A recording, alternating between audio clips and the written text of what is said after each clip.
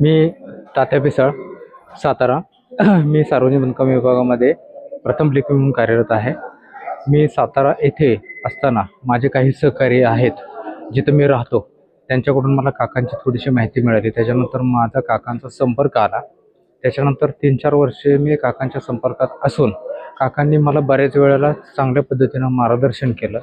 ज्या ज्या अडचणी येत होत्या त्या अडचणीवर मात कशी करावी, काय करावी, मन कसं शांत ठेवावं, ईश्वर चरणी प्रार्थना कशी करावी व त्याच्यानंतर जे आपले अडथळे आहेत ते निघून जातील, हा मार्गक्रमण सगळं चालू असताना एके दिवशी काकांनी मला असं सांगितलं की मी सह्याद्री योग आहे, जो आपला 7 दिवसाचा होम हवन कार्यक्रम आहे, त्याच्यामध्ये तुम्ही एकदा सहभागी व्हा आणि एकदा तुम्ही पूजेला बसा.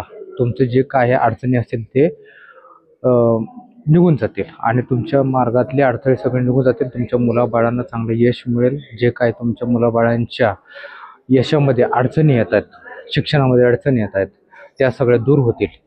त्या पद्धतीनं आज हा योग आलेला आहे. काकांनी मला सांगितल्याप्रमाणे आज मी इथं आलो, होम हवनासाठी बसलो. या ठिकाणचा आजचा जो कार्यक्रम झालेला आहे तो व्यवस्थित आणि एक उत्तम पद्धतीने पार पडलेला आहे आणि उपस्थित सर्व जनसमुदाय हे सगळे आज पाहिलं तर सगळ्यांच्या चेहऱ्यावरच्या आज आनंद दिसतोय आणि कार्यक्रम एक छान पद्धतीने पार पडला. एवढं बोलून मी माझं शब्द संपवतो.